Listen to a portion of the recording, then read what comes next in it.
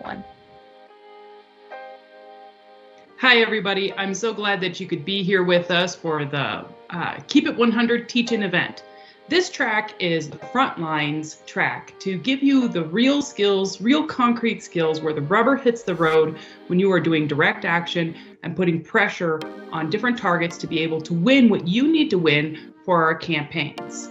My name's Reverend Shauna Foster, and I'm so glad to be here with you today to give you the best of the education that we had during the Election Defender series and the Frontline campaign throughout voting and the congressional recess. This first 30 minutes are actually going to be 2 pre-recorded videos that are part of the trainings we did during the congressional recess action. The first video is by Pamela Campos Palma, who is the senior strategist and political advisor for the Working Families Party. She's going to be talking about how you do lobbying, because a lot of times people say, oh, you should lobby a target, but they don't tell you exactly what that means or what makes it effective. And so during Pam's video, I'm going to be in the chat pointing things out and talking to you the entire time. So please enjoy this video from Pam, and if you have questions, talk about it in the chat, and understand she's talking about a specific action that we did during the spring congressional recess, but you can use those examples to apply it to your campaign goals. If we could get the video of Pam going now, that would be great.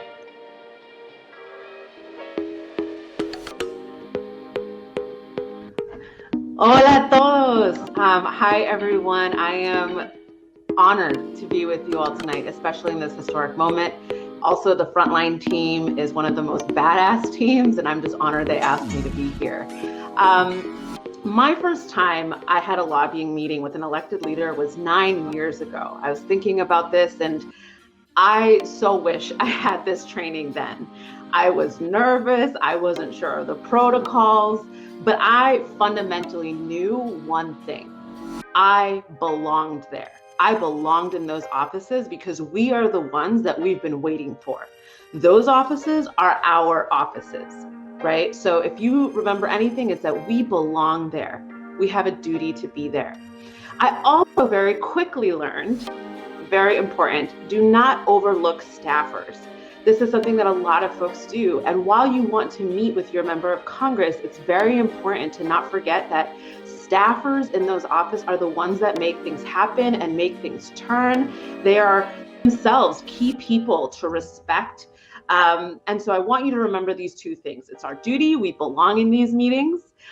We are powerful to be in these meetings. And tip number 1, do not take legislative staff or front office workers for granted.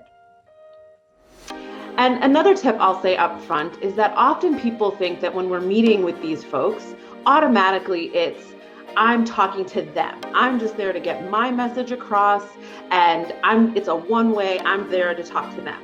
But a really key thing to these meetings is to listen. Listen deeply and get information. Your group, you being there, is a great opportunity to better understand the strategy of the office and the rationale, so that you can continue to organize. And so as we go through this section, remember this. Listen, get information. So how do you get a meeting with your elected member of Congress? So all your members of Congress's contact information is publicly online. But a key thing is when you look them up online, find their in-district scheduler information or their number to call or email. There's no shame in just calling several numbers and even asking, can I get the scheduler's number? Preferably, you want to call and talk to a live person to set up and schedule your meeting. That's preferable than shooting an email off and hoping that someone gets back to you. So when you call, it's very, very important that you identify yourself as a constituent, because constituents have priority. And so you want to meet with your Congress member. To keep it 100, this is not a tall ask, right? To meet with your Congress member, that's what they're elected to do. And so this may sound obvious, but the office may try to get you to meet with an aide to protect the Congress member's time. And you should push to meet with your elected official. The best and most effective way to do this is to be specific about who you are. right? So that you're a constituent, your group, and why you want to meet, whether that's defunding the police with the Breathe Act, creating green jobs for our people with the Thrive agenda, and to make sure that they know we want to meet now, right? Not months from now. And so, I'm just going to pretend that I'm doing this myself. So I call them and I say, hi, my name is Pam Campos Palma. I am a constituent of Representative Ceres district here in New Jersey 8. I'm also a military veteran. Given the dangerous white nationalist violence we've witnessed against our elections, I and fellow community members need to meet with the congressman to discuss passing critical democracy reform with H.R. 1. I would like to schedule a meeting. When is the next available time the congressman can meet with us in person? And so as a second best option, right, if there's just no way that you can meet with your congress member, I think we're on next. If you can't, if they're just like, there's no way you can meet with the congressperson, they're just really not available, the second best option is to meet with the aide that works on your issue.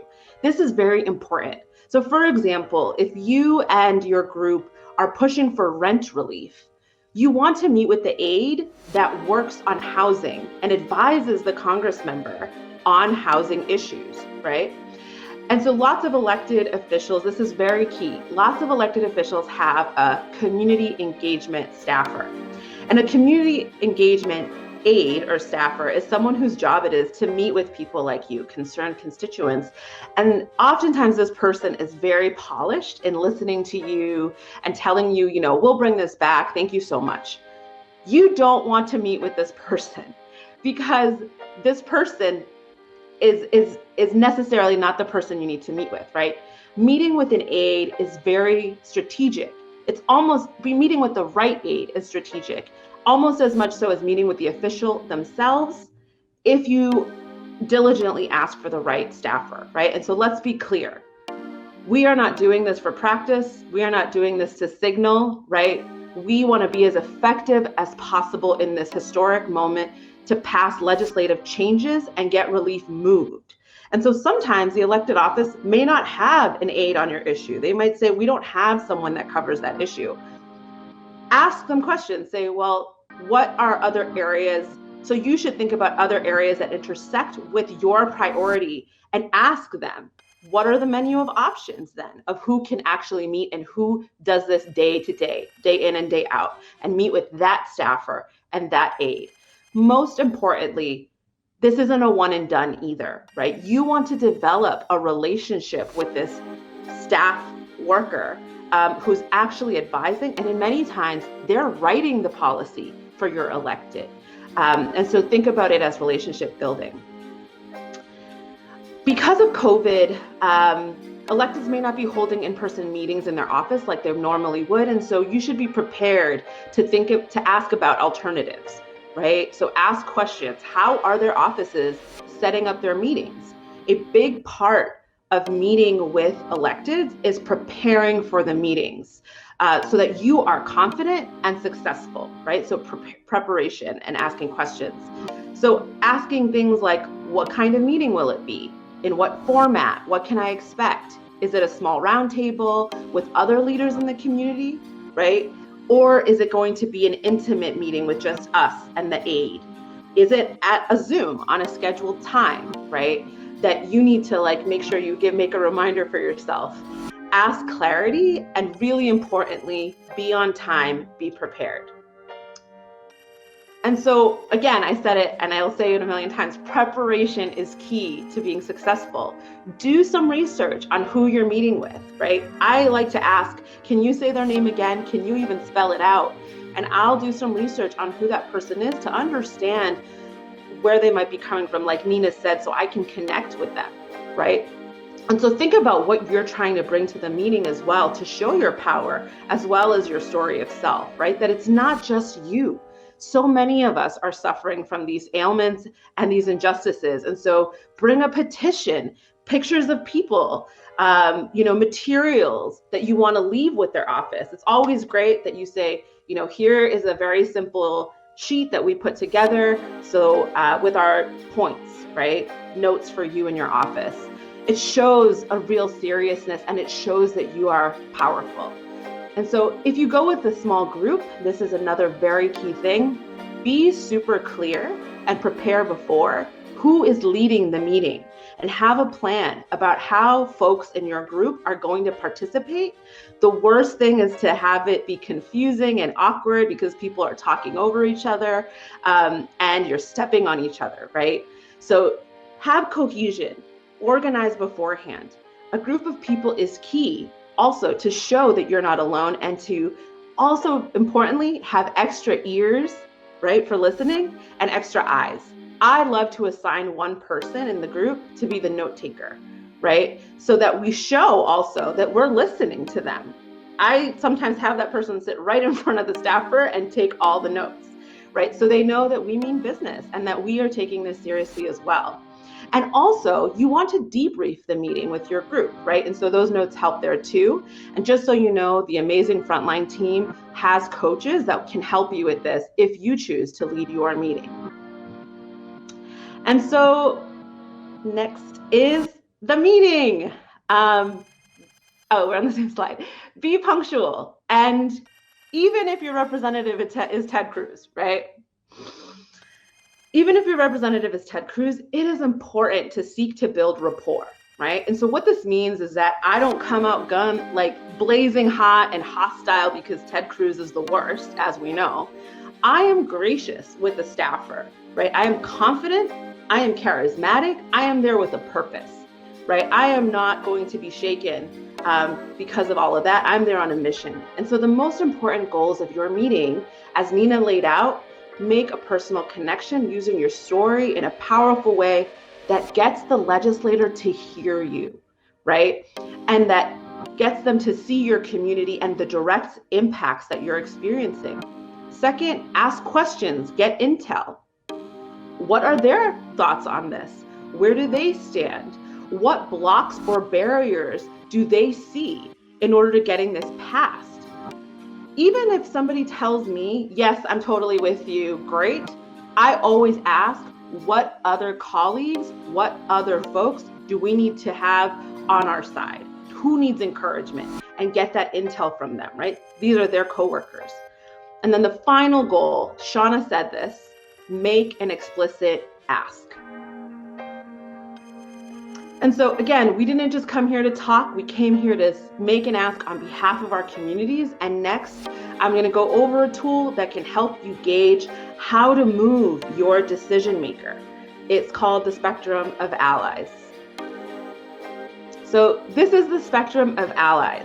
It's a tool that helps us, an organizing tool that helps us understand support and opposition.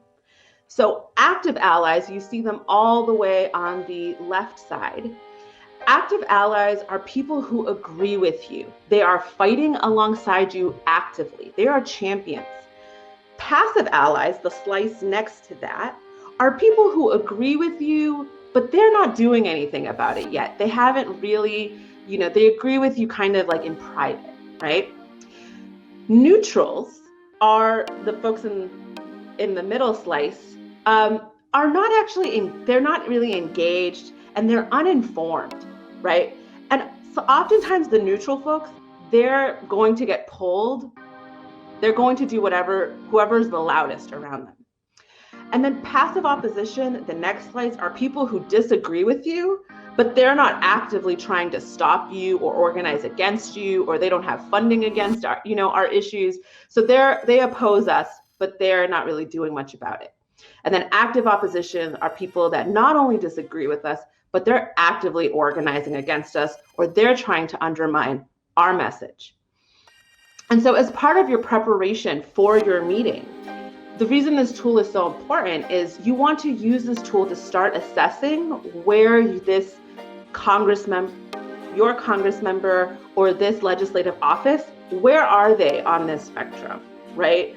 Are they actively opposing you and very loud about it and public about it? Are they passive? Have your group have this understanding before you step into that meeting. It's also important because when you need to know how to move them, and most important of all, the spectrum of allies allows us to see what is realistic, right? Moving someone from active opposition all the way to active support, if you only have a 1-hour meeting, is not realistic. So if your Congress member or aide is neutral, your goal is to compel them to support, right? If they're in that middle slice, you want to move them to support. So you can say, our community is suffering. What are your concrete reasons for refusing to deliver for the communities you are supposed to represent, right? If they are passive supporters, you want to make them active public champions of our cause. So something I would say is, we expect to be challenged on this in our own party or in our own state.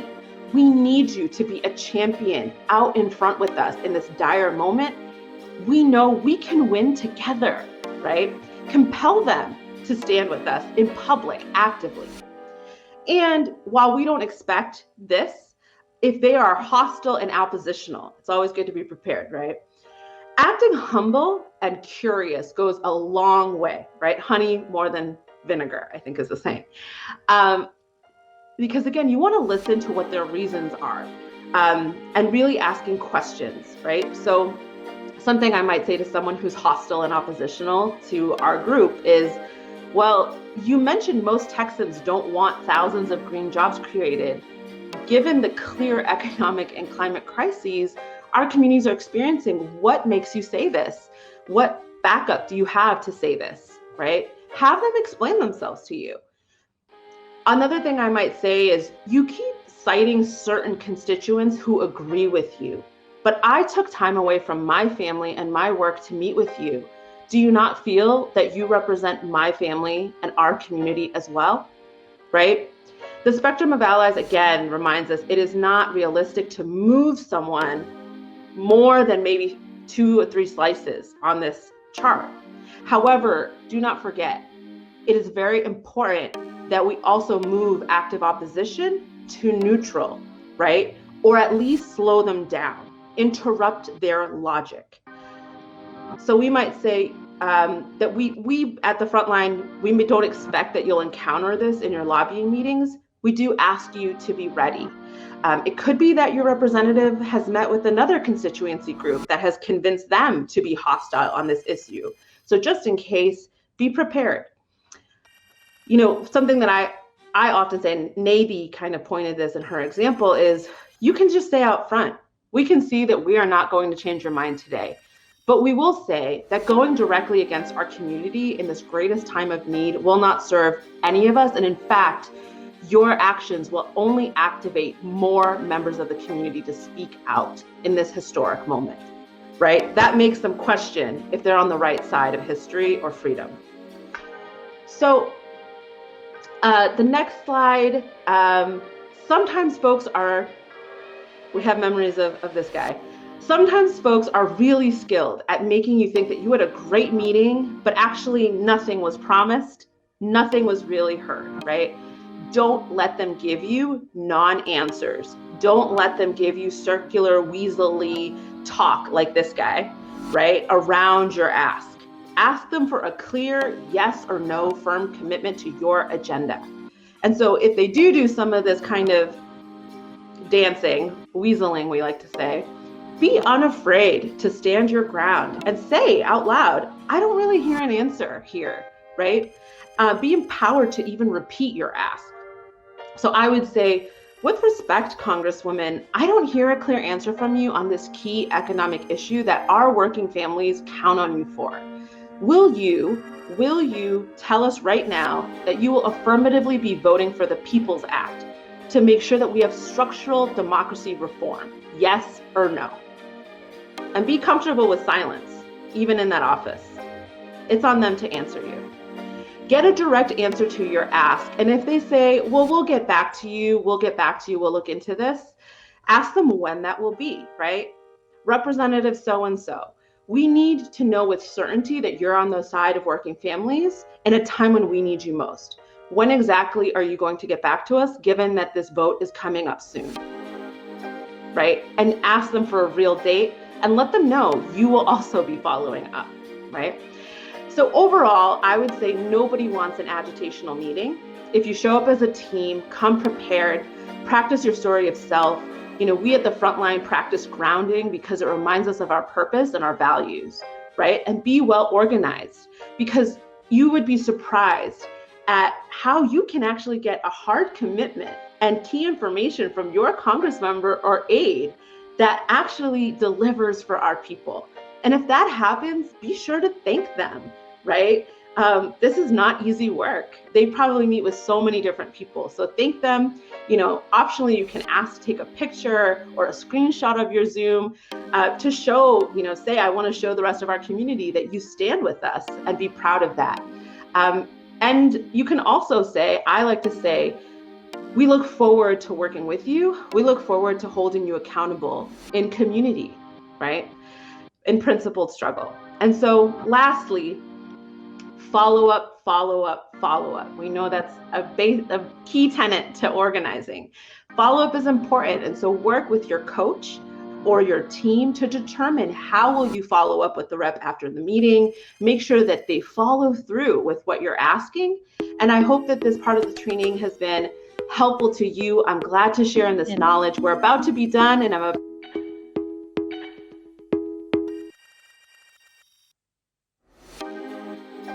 follow-up is important, and so work. Hi, everybody. Sorry about that. I was typing in the chat so many things that Pam was saying. If you could follow along, some extra tips that were going on. So that was a wonderful presentation by Pam. Thank you so much for that training. You can find that training on our YouTube channel, the Frontline YouTube channel, which we'll send out as an email as a follow-up to this teach-in today, so that if you want to share it with another team that you're getting together a lobbying meeting for, you can all watch it together, be trained together. The next tactic I want to bring up, lobbying is about building a relationship with the people who are in power to be able to move your issue in the way you want to. But sometimes you're not going to want to build a relationship. A lot of times, this is things like corporate targets, right? Like there are just people, no matter how friendly you are, no matter how much you have a relationship with, they are not going to change their mind if you have a lobbying meeting with them. And so how do you build pressure? How do you disrupt the narrative that those people in power have over your issue? And so this next video is about that. It's a tactic called bird dogging. It's when you go up to somebody who's in power, who's holding a press conference or some sort of public event, and ask them a startling question that is very hard for them to answer, but reveals that the framing that this person in power, that these people in power have been talking about this, the way they have been talking about it, is not right, and you can represent your community. So this is more of an escalatory tactic that happens after you have tried to build a relationship, or a relationship is not possible, and you want to really more expose that how they're framing the issue, how they're talking about the issue, is not really what's happening. So I'm happy to share a video with Tomas Kennedy from United We Dream, who's going to share about the time that he successfully bird dogged Governor DeSantis about COVID and what the circumstances were that led up to it, and some tips about how to do this tactic of bird dogging well. If we could have Tomas on video, that would be so awesome. Really appreciate it. And yeah, I'm very excited to be with you all tonight. My name is Tomas. My pronouns are he, him, his, and I serve as the undeniable campaign manager for United We Dream. So I guess whenever we're ready, we'll watch the video. Shame on you! You are an embarrassment! You are an embarrassment! We're getting record-breaking cases every day, and you are doing nothing! You are falsifying information, and you are misleading the public. Over 4,000 people have died, and you are blaming the protesters. You guys have no plan, and you're doing nothing. Shame on you! Shame on you! Shame on both of you! You guys are misleading the public. You have no plan. 4,000 people have died. and we're getting record cases every day. Every day. Shame on you. You should resign, Ron DeSantis. Resign.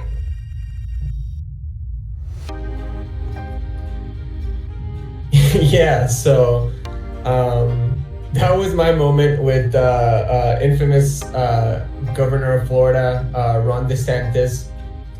So I guess I'll start out by saying that that moment came pretty spontaneous. We have basically a squad that was just detailed that basically is a rapid response team here in Florida that's meant to basically track the activities of elected officials, that we know are not serving the people and that need accountability. Ron DeSantis being, the chief culprit here in Florida.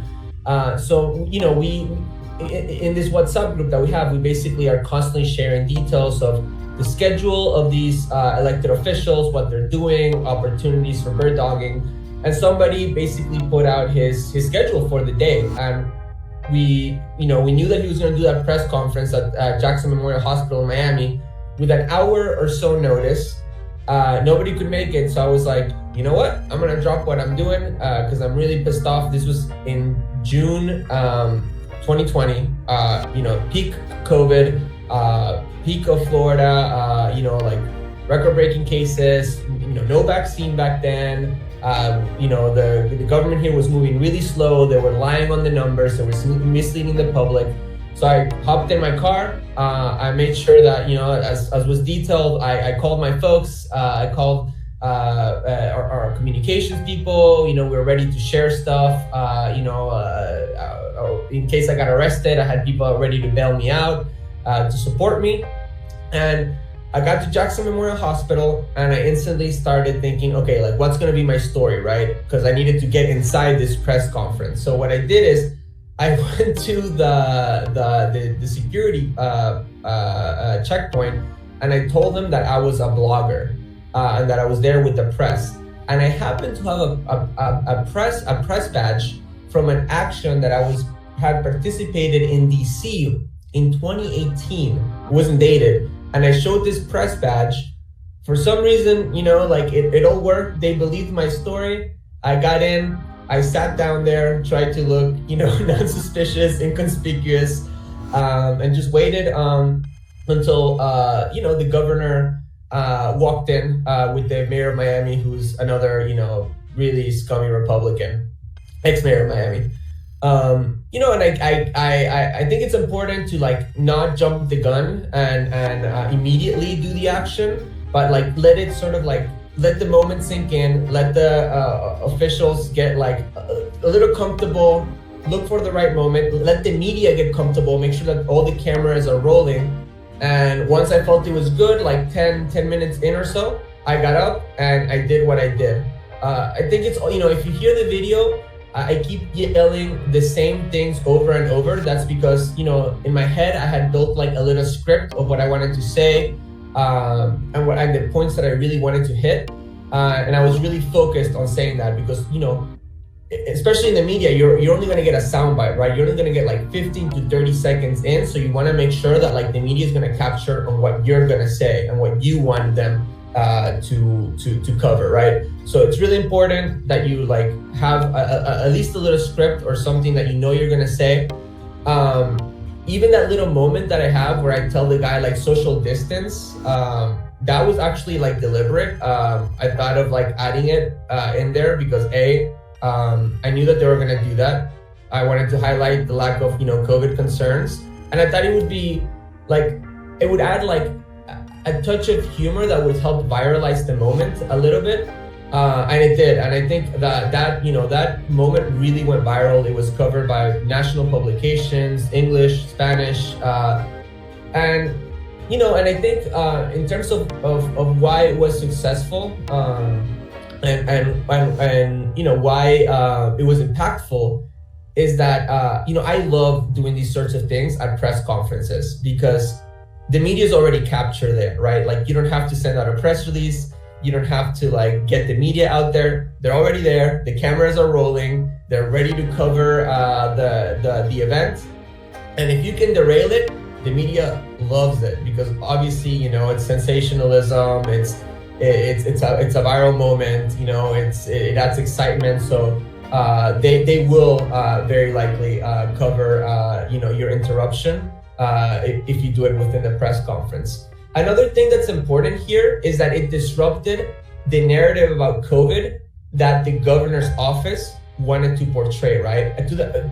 Up until that moment, the media had been very, very lenient and non-questioning with the governor's office and with the governor.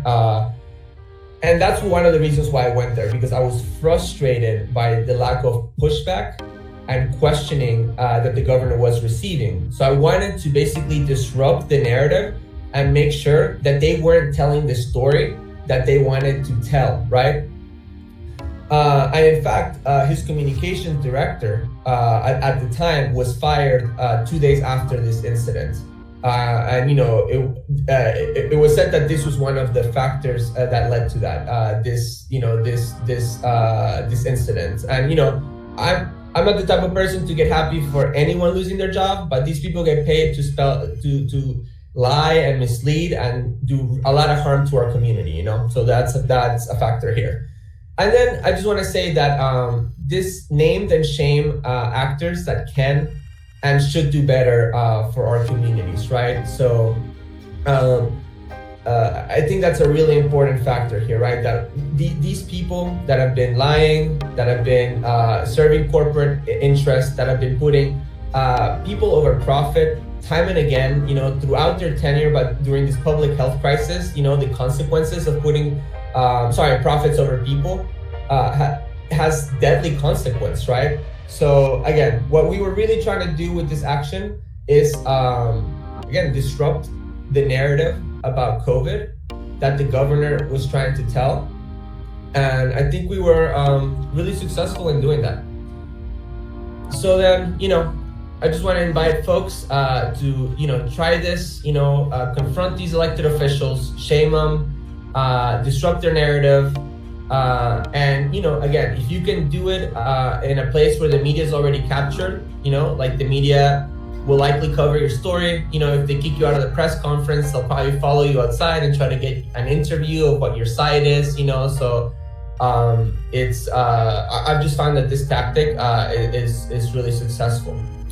So I just want to thank you all for having me on to share, you know, this story, this direct action.